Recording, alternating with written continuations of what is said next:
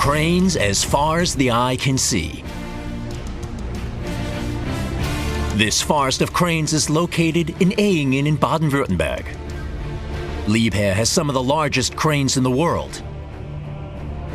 The company premises cover an area of 850,000 square meters. That's more than 100 football pitches.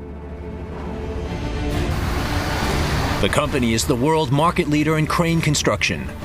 Liebherr cranes are used all over the world. In ports, at industrial plants, in open cast mining, in inner cities,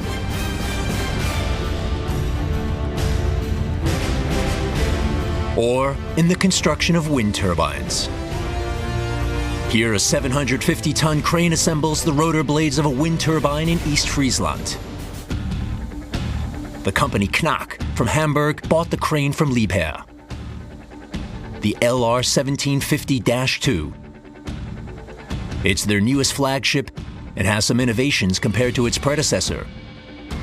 Even long-standing crane operators need extensive instruction before using this type of crane.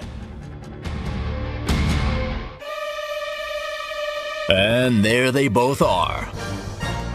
Carsten Heinze and Christian Henkert. They're going to be training on this steel colossus.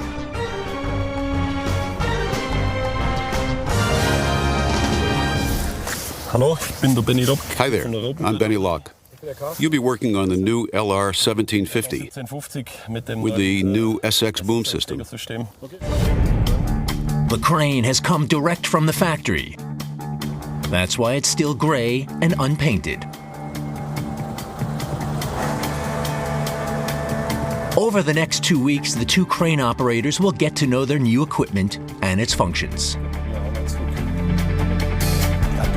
They'll check out every screw and every bolt.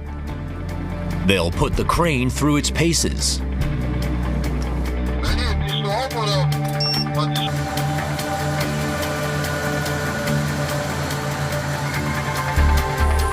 And they'll assemble it completely for the first time.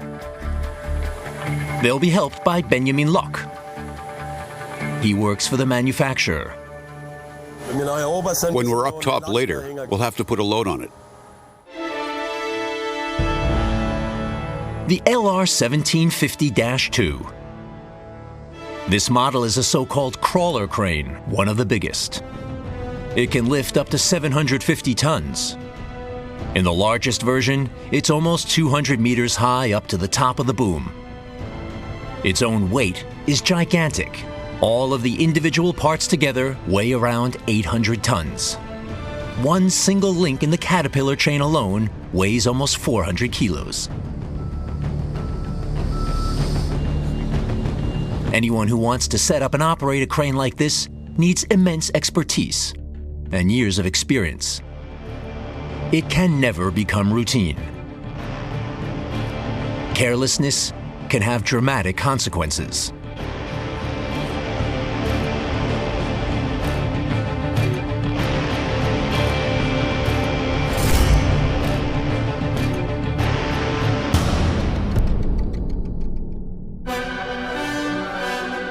Caterpillar cranes are far too big for smaller applications.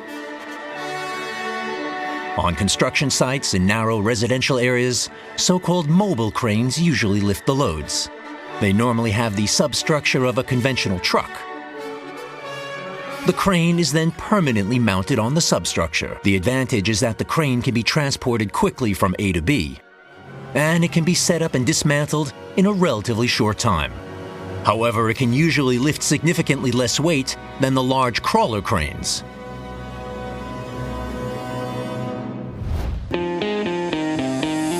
Berlin-Kreuzberg. Here, a so-called weather protection roof needs to be removed. Craftsmen have been working for several months on the roof truss of this 5-story house. The weather roof has protected them from wind and rain. Christian Müller is head of the Berlin crane rental company Müller & Sohn. The family-owned company rents mobile cranes mainly in Berlin and Brandenburg. Before any crane is erected, Christian Müller inspects the site carefully. The most important question is always whether there is enough space for the crane. Now I use the laser to measure the width of the road from the edge of the parking spaces to the curb. And now I'm measuring the parking spaces too. On site, Christian Müller produces a first rough drawing with all the dimensions. Of course, you can do it right down to the centimetre if you have an exact point. Otherwise, you have an approximate value. So it doesn't come down to the centimetre. We need things by the metre. The crane operator is confident. The road is wide enough. So that's 17 meters. Christian Müller enters further details in the drawing, such as trees and street lamps. This is important for the approval from the Road Traffic Authority. These kinds of approval procedures can sometimes drag on in Berlin. Approval lead time in Kreuzberg is about 8 to 10 weeks. Not exactly fast, but a pretty good lead time. After visiting the construction site, the planning continues in the office. Christian Müller uses special software for this. Here he enters all the values he noted down. We've got a load of 2 tons, which is what the weather roof is supposed to weigh. We have a projection of 24 meters, that is 11 meters to the side of the interfering edge, and 13 meters diagonal to support the weather roof, and then we can simulate this load. All the company's cranes are stored in the system. Based on the entered data, the program suggests suitable cranes. Christian Müller assigns his crane operator, Edin Kirkelich, known as Eddie, to this job. He operates a 100-ton crane made by Tadano, and he's been using it for several years. Basically, the cranes are shared out. Each operator is assigned his own crane. That's his personal environment that he's got there, like his apartment sort of. They set it all up so they have everything they might need, where they can put their lunchbox. That's their living room. In a few weeks, it will be Eddie Kirkelich's job to lift the weather roof off the roof truss and lower it down to the road. Then it will become clear whether Christian Müller's planning was correct.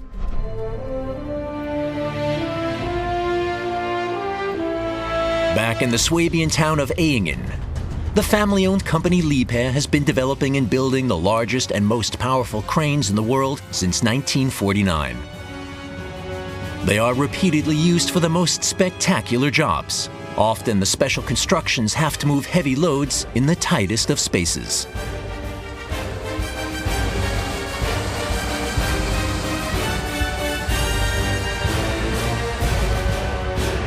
And the crane manufacturer is constantly setting new records.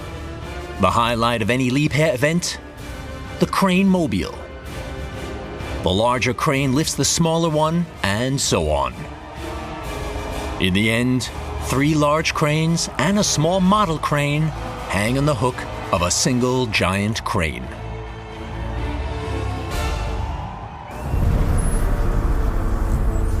The 2 crane drivers, Carsten Heinze and Christian Henkert, have no plans for such an action right now. They are here to help build a wind farm in East Friesland. This is where the new crawler crane LR1750-2 is being used. Actually, it's almost routine. But the huge crane is equipped with the latest technology. For this reason, the 2 crane operators will now receive a 2-week training course from the manufacturer. It's like Lego, super big Lego. Lego is also lots of parts that are put together, and that's exactly the same here. Sounds simple, but it's also a challenge. After all, the men here are moving huge amounts of steel. The individual elements are brought by an auxiliary crane. They each weigh between 3 and 15 tons. To stop the auxiliary crane from tipping over while lifting, it stands on supports.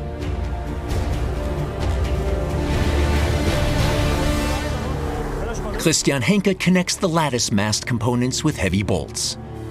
These are then secured with an oversized safety split pin.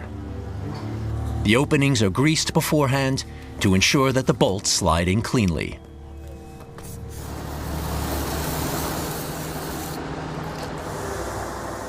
"4 months on the North Sea, you've got salt water here. You've got more salt in the air and in the rain. If you don't get things greased in time and you leave it together for a few months, then it's possible that rust will set in later. One bolt weighs about 15 kilos. You can hardly knock it out, even with a hammer. That's why the men on a wagon carry a hydraulic bolt extractor.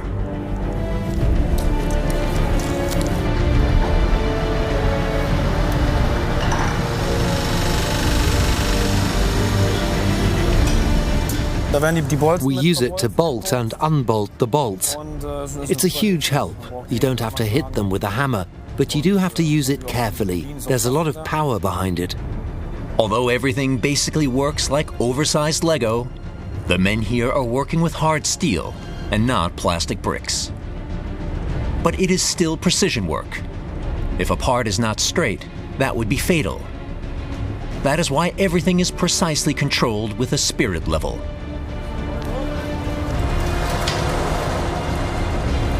That has to be exactly straight because the part we're attaching hangs right after it, and if the other one's at an angle, they won't fit together. He just said the tolerance is 0.3 degrees. The crane is growing one piece at a time. Almost a whole day passes until it reaches its final length. Cranes like this one are available in different configurations. Different heights are possible depending on the requirements on site. This crane now has a boom length of 177 meters. The auxiliary crane brings the last heavy part. The end piece weighs 2.5 tons.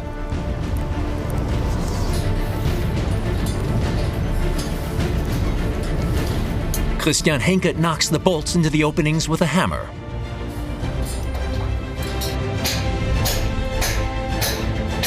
Later, the heavy steel cable from which the crane hook hangs runs over these rollers.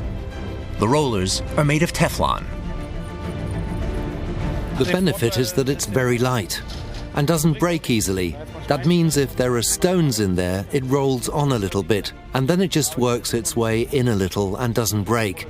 If it was a metal roller, it would be heavier and break more easily. Afterwards, the men pull a power cable through the whole construction. This will later be used to power several sensors, among other things.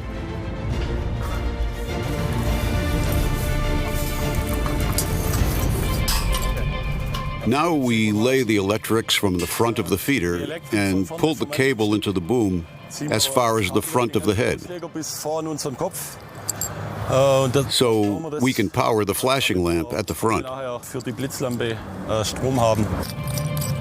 The flashing lamp flashes red later so that the crane can be seen from the air by airplanes and helicopters. Modern cranes are packed with electronics these days. Computers monitor the entire operation.